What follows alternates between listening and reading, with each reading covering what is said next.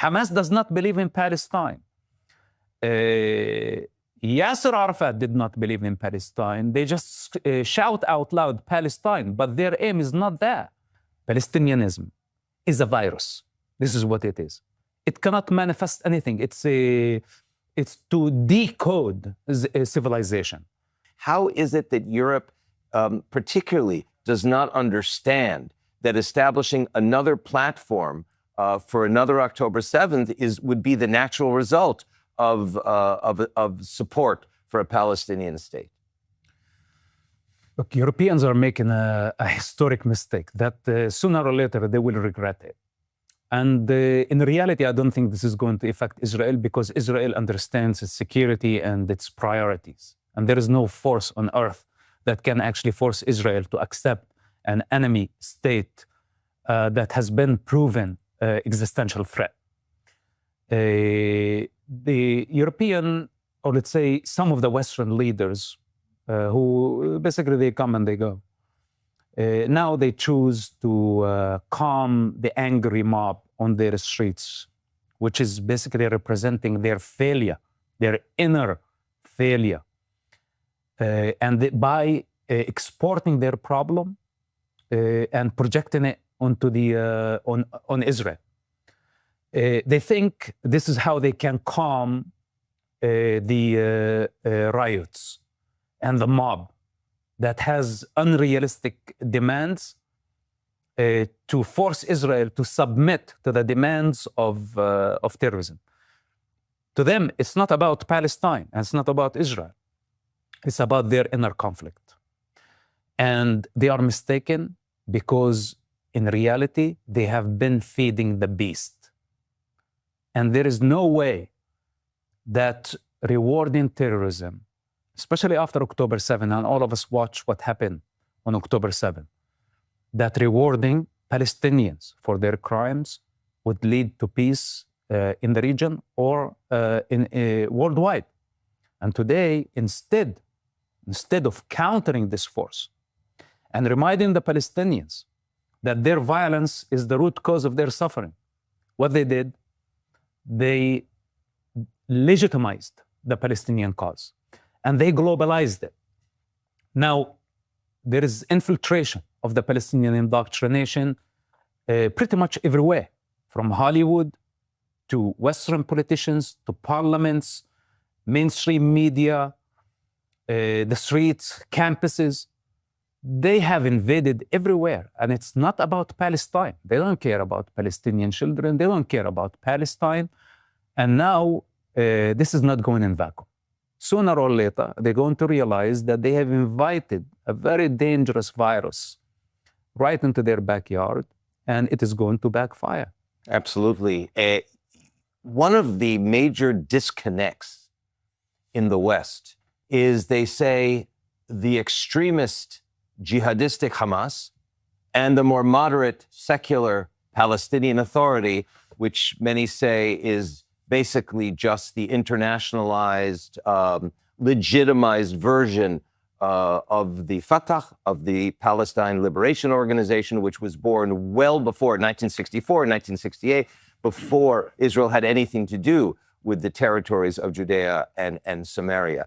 This is a topic that we want to hear from you to create moral clarity, because the PA incentivizes terror. They have the Pay for Slave program. They engage in international blood libels. You've pointed this out, that in fact, there's no real strategic difference between the Hamas and the Palestinian Authority. After October 7, and I said this several times, I don't see any difference between Hamas, Islamic Jihad, Palestinian Authority, PLO, even the new generation of Palestinians today in the West who have been indoctrinated and radicalized, and now they are acting on it, spreading hateful speech and worse, spreading violence. I don't think any democracy or any free society can handle, can coexist, let's say, with such a savage mentality that is based on victimhood. Their game is one of the most dangerous games, to weaponize their own children, their own civilians, for a global sympathy, to spread their hateful indoctrination for one reason: to delegitimize Israel, to defame Israel, to demonize Israel. And this is the only way for them to gain legitimacy, not by building, not by constructing, not by proving that they are a legitimate society nation. As I said earlier, they had the same potential like Israel had some 77 years ago. But instead of focusing on building their Arab state, at that time there was no such thing as Palestinian state. They rejected, and their entire focus has been the destruction of the state of Israel. And what is the outcome? You can look at Gaza and see what's the outcome of their violence. And yes, the Gaza's tragedy, there is no sane person around the world or here in Israel that is not heartbroken for what's happening in Gaza. But who is the reason behind this? Who weaponized the civilians? And what was their goal? So basically, if people are not able to distinguish and see the difference between the Israeli society and between Israel as a nation, not only as a democracy and as a country, as a nation, with more than 3,000 years of history, and make the comparison to a political movement that was born recently in 1964. That is a violent movement with a false identity, with a false claim as indigenous of the land. This is a lie. The fact that they say that Palestine is occupied and it needs liberation, the very foundation of their movement is based on a lie, because Palestine never existed. And even if it existed back in the history, it was not theirs. It's just a name that they borrowed from the Romans. It's a name they borrowed from the British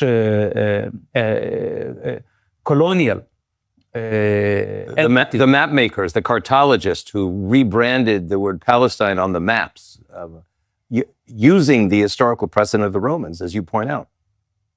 Yeah, so basically it's borrowed. And the same thing, you know, if you look, as I told you, why Palestine is a problem, because it's used by the jihadists just as a device. They don't believe in Palestine. Hamas does not believe in Palestine. Yasser Arafat did not believe in Palestine. They just shout out loud Palestine, but their aim is not that. In their conscious and in their subconscious, it's Islam. And Islam's attempt 14 centuries ago was to replace Judaism. They stole the Jewish identity and they called it Islam. It's a stolen identity, nothing original about it. And today they see what's so-called Palestine as an Islamic trust. It's all about Al-Aqsa Mosque. Even look at Hamas attacks on October 7. The name of the massacre campaign is after Al-Aqsa Mosque. What did they call it? Tufan Al-Aqsa. It's Al-Aqsa flood. So if you look just a bit deeper beyond the propaganda, and you're going to see that their mosque is sitting on the top of the Jewish temple, the most sacred Jewish site.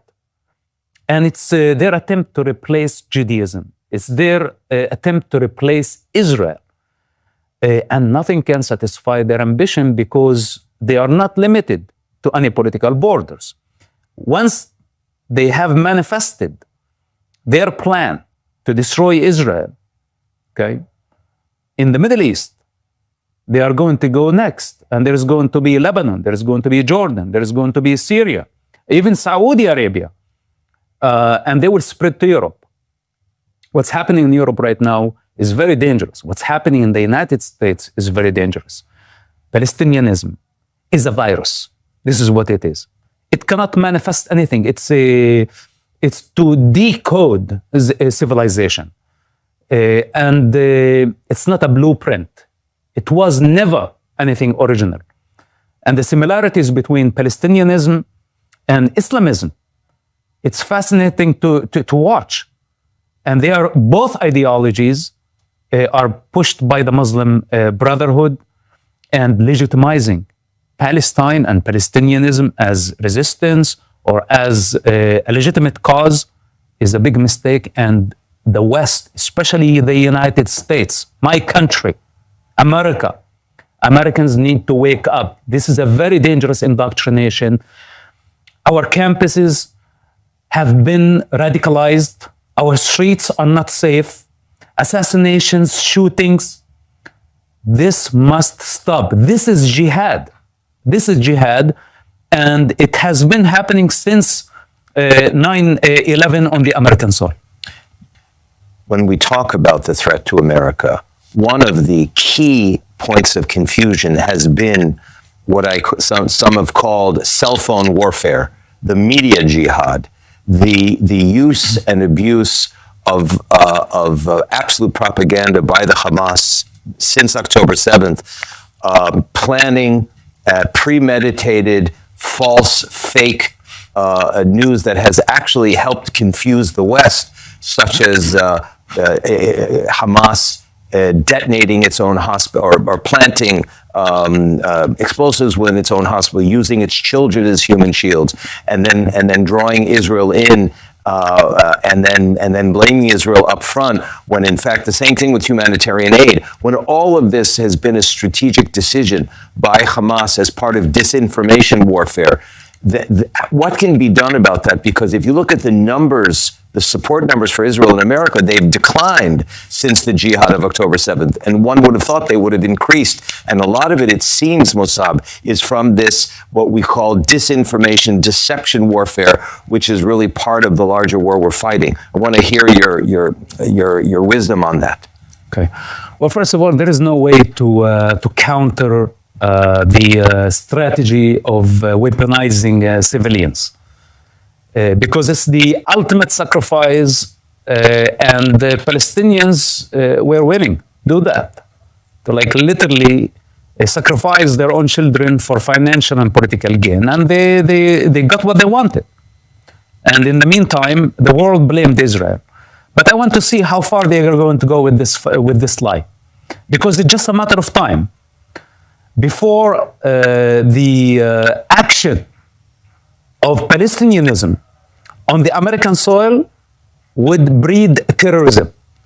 And America does not tolerate such acts. America does not tolerate violence. The American economy cannot survive if violence erupts in the United States. And this is what America needs to wake up to. The radicalization of Americans, of American students, by the means of Hollywood, mainstream media, social media, and not to mention state-sponsored bots that are known to the American government. They have invaded, they have flooded social media with so much lies, and so many people believing in this. So there is going to be a moment where they're going to drink from the same cup. And I hope that we don't reach that point where Americans have to taste what Israel has been through, to realize what it is like to be under consistent jihadi terrorist threat. And then they would realize that Israel had no choice but to go after Hamas in Gaza. And the fact that they took human shields in Gaza did not make Hamas immune, because this is not the first time they carry such campaign, and if we don't stop them, it's not going to be the last time. It's 2025. America's debt is over $37 trillion, and the dollar just had its worst crash since 1973. That puts your savings and your family's future at risk. That's why we trust Alpha Omega Gold, a company that stands unapologetically with Israel and supports Stand Tall Israel.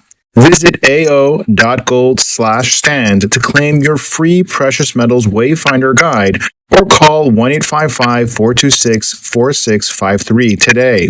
Protect your future before it's too late.